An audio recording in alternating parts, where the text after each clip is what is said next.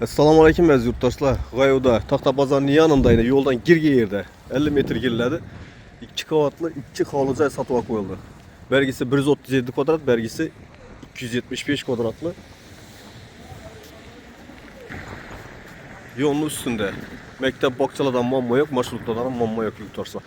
Bu yon tarafimizni yana ko'rtirsa, otizimiz quyilib turibdi. Kolodislar she'ra chiqqan kanalizatsiyalar. Bir anda bir joyimiz, bir anda bir joyimiz sotiladi. Şifrelerimiz bitib turibdi. Svetlar gelib turibdi, gazlar girib turibdi. Saychan bilan danışamiz. Bismillah. Giraverishda şimdi katta dolan tushgan. Plita bilan beklangan ekan. Avtomatlarimiz yine she'ra o'rnatilgan. Bir anda hepde katta zal tushgan. Uzunluğu 8 metr, 8 dan ziyod chiqadi o'xshaydi. Yanımız 6 metr. Xohlasanızlar birini bölüp 2 xona qilsanızlar ham bo'ladi, bo'lmasa bir me'morlar uchun katta mehmonxona qilsanızlar bo'ladi, chiroyli. Ham pishgan orlar, sesma poyezlar qilingan. Birimiz kattagina spanli. Birinchi qavatdan, ikkinchi qavatimdan sanuzel bor. Santexnikalarimiz bitib turibdi. Yan tarafimiz oshxona. Gaz turbolar tushgan, gazimiz girib turibdi, shu ko'chaga qo'yilgan. Bu yon tarafda ikkinchi qavatga ko'tariladigan litsenziyamiz quyma. Bu yon tarafdan şimdi katta otiz tushgan. Qizil liniyamiz ishi fundamentaliga shu chikira qo'yilgan.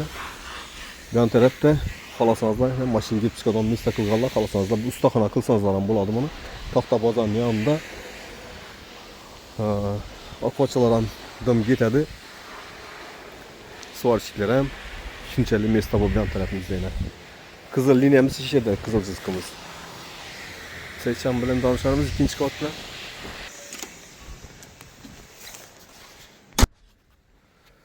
Lisensiya teyimdan bir narsadan foydalansanızlar bo'ladi. Mesta bor, garderobni qilsanızlar ham bo'ladi. Polka qilib, banka-sanka qo'yalib, mesta qilsa bo'ladi. Şimdi katta tushgan 275 kvadrat yo'lning ustunda. Çıkaversa yine katta hovl. Bu yan tarafimizda katta zalning usti zal. Patologlarimiz yine gips akordon bilan davraklari ishlangan, natijada qilingan. Shpokulovkadan chiqib turibdi.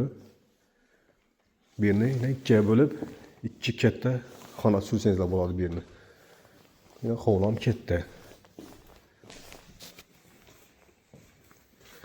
Bu yan tarafımızda yine katta svalni tushgan. Berimizdan patologlarning natijasida bo'lib, devorlari shpokulovkadan chiqib turibdi.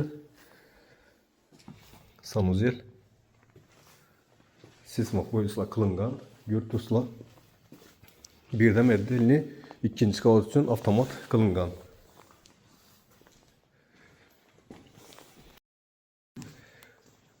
Hamma xona aynalar tushgan. Birimiz yana detski. Yurtdoshlar bahasına gelen olmasak 700 milyon so'm ekrandagi nomerlarga chiqaverasizlar. Sog' omon bo'linglar, ishlaringiz obod.